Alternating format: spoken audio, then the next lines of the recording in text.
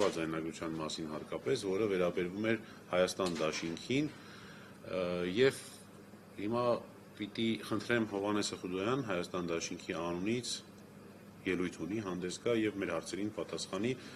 Ասեմ, որ միջև կհասնի աշխատաժողովի կարգը հետեւյալն է. նախ մենք բոլորին ենք հրավեր ուղարկել, բոլոր քաղաքական ուժերին հայտարարությունով ասել ենք, եւ այն քաղաքական ուժերը, որոնք կարողացել են նպատակահարմար են համարել, եկել են եւ մասնակցում են այսօրվա մեր աշխատանքային քննարկմանը։ Պարոն Խուդոյան, համեցեք։ Շնորհակալություն։ Մինչև երեկվա իրադարձությունները արդեն մոտավորապես 1 ամիս մոնիտորինգ ենք անում իրավապահ համակարգի սոցիալական կոմունիկացիան, իսկ մեդիա կոմունիկացիան եւ վերհանել ենք շատ հետաքրքիր օրինաչափություններ, որ թեև իրենք մասնակիորեն անում են իրենց լիազորությունների հաշվետվողականության վերաբերյալ գործառույթներ, բայց եթե ամբողջության մեջ նայենք դրա տոկոսային բաղադրիչը ինչքան է, տեսնում ենք, որ այդ մեդիա կոմունիկացիան ակնհայտ քաղաքականացված է։ Հատկապես նախընտրական շրջանում, եւ սա վերաբերել է նաեւ նախորդ ընտրություններին էլ դիմերում, հակակոռուպցիոն կոմիտեի հաղորդագրությունները շատ խնդրալուց են։ Միջոցառումը սկսելուց անմիջապես հետո կարճ դրա մասին ասեցիր։ Նախ եւ առաջ շատ լուրջ խնդիր է եւ այս խնդիրը կոմունիկացրել ենք եւ շարունակելու ենք ներկայացնել բոլոր դիտորդներին, նաեւ կենտրոնական ընտրական հանձնաժողովին ենք ներկայացնելու։ Հաղորդագրությունների մեջ քաղաքական ուժի անվանումը նշելը, նրա սիմվոլները տեսանյութում բերել ներկայացնելը կամ այլ եղանակով, չգիտեմ, հանրահավաքներից կադրեր եւ այլն։ Ես ընդունում եմ, որ եթե օրինակ քրեական գործ հարուցվի կենտրոնական շտաբի դեմ, այսինքն ցույց տան, որ ամբողջ քաղաքական թիմը ինչ-որ հանցագործություն է կատարում, այս կողմից էլ հայտարարություններ կենան, որ սա ակնհայտ ապօրինություն է, իսկ նախաձեռնող կողմը սպանավեճի լինի ընտրություններին մասնակցող ուժը, նորմալ է, որ իրավապահ մարմինը արդարանալու կամ իր արածը ճիշտ ներկայացնելու տեսանկյունից այդ ինֆորմացիան ներկայացնի եւ հիմնավորի, որ այո, ինքը ճիշտ է վարվել կոնկրետ անուններ էլ նույնիսկ նշելով։ Բայց երբ որ մենք տեսնում ենք, որ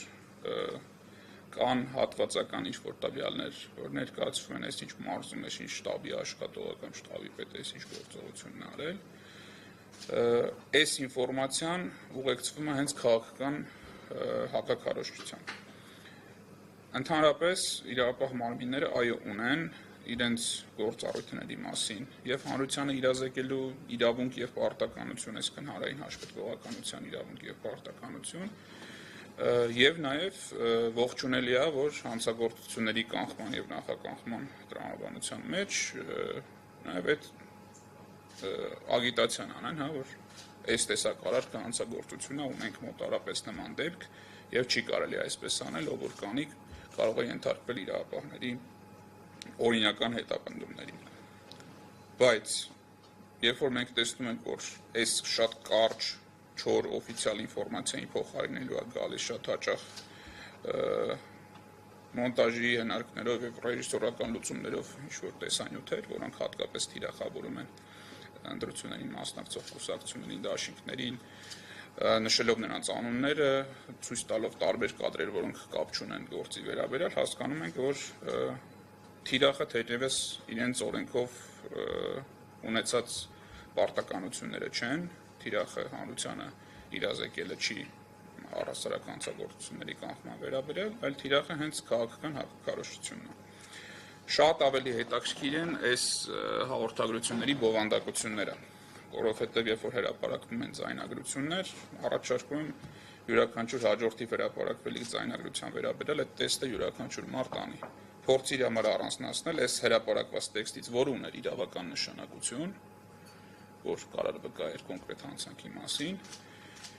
եւ որոնք են, որոնք չունեն իրավական նշանակություն, ասել է թե ինֆորմացիային մատակարարում քաղաքական բանավեճերի կամ քաղաքական խոսույթի համար։ Օրինակ, երբ որ ձայնագրություն հրապարակվեց, որտեղ ենթադրաբար շտաբի ինչ-որ աշխատող կամ վստահված անձ կամ ինչ-որ այլ կարգավիճակով անձ խոսելով նույն ոլորտում գործունեություն իրականացնող մարդկանց մասին, ասում է Շունշանգյալ,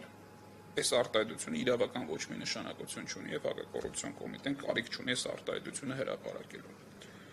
Բայց մենք հաջորդական քայլերի հաջորդականությունը տեսնում ենք, իրենք սա տալիս են,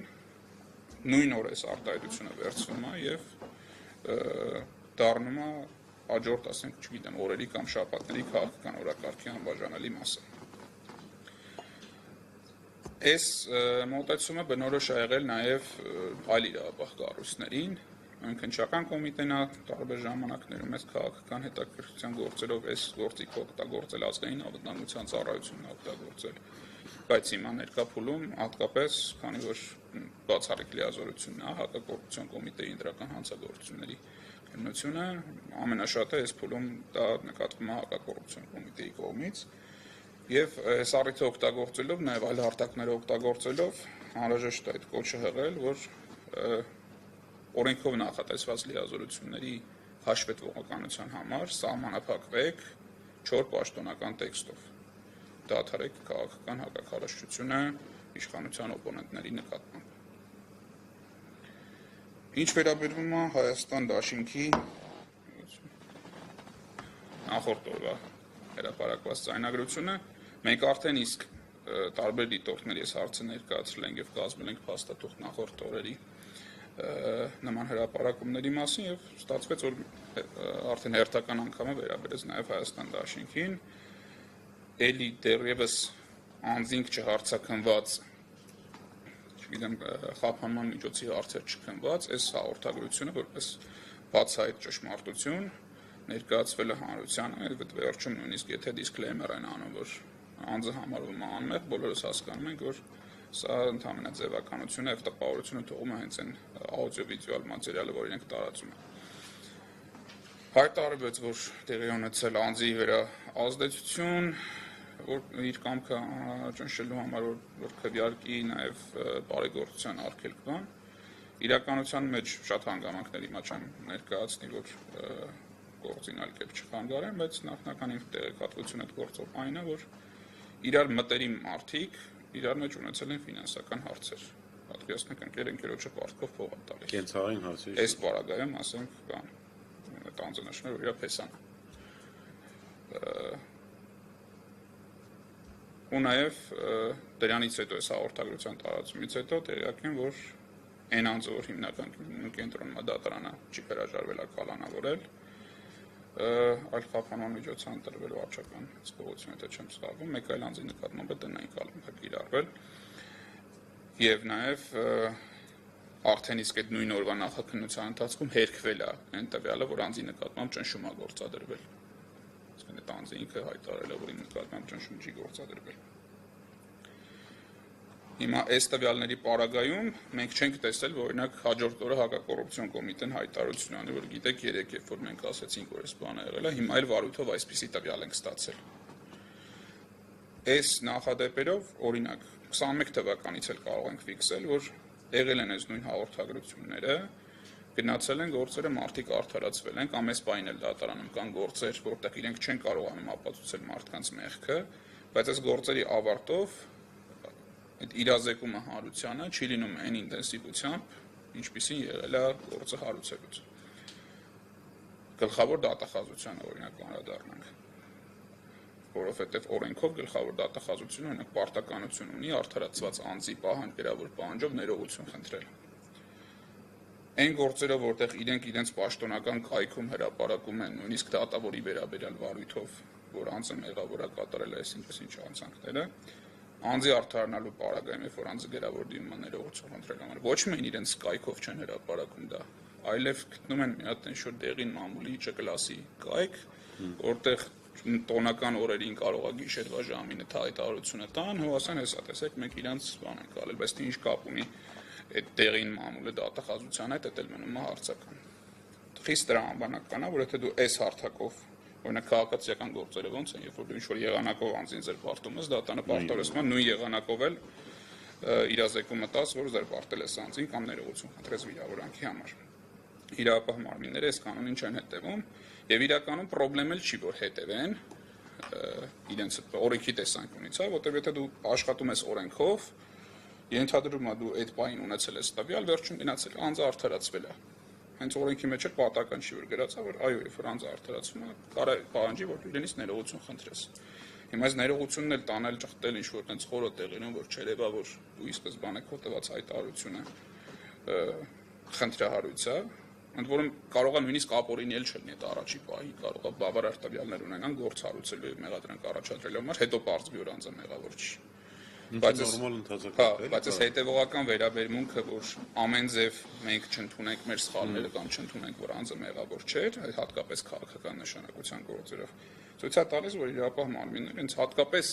շահագրգռվածություն եւ դիտավորություն ունեն քաղաքական հակակարողությանը մասնակցելու։ Շատ լավ, եթե կան հարցեր լրագրողների կողմից եւ գործընկերների, չունեք։ Շատ շնորհակալություն, եթե ավելացնելու բան չունես։ Լավ, վերջին օրերին, 2-3 օրերին մենք այս ամբողջին զուգահեռ մի հատ էլ շատ վատ երևույթի ականատես եղանք, մասնավորապես խոսքը Բարգավաճ Հայաստան կուսակցության նկատմամբ իրականացվող այս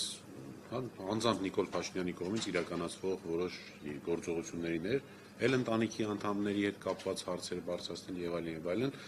եւ մենք հիմա քննենք Բարգավաճ Հայաստան կուսակցության ցուցակի 9-րդ համար, ճիշտ եմ հիշում, Էլինարին, իմ լավ ընկեր Էլինար Վարդանյանի, որպեսզի ներկայացնի Բարգավաճ Հայաստան կուսակցության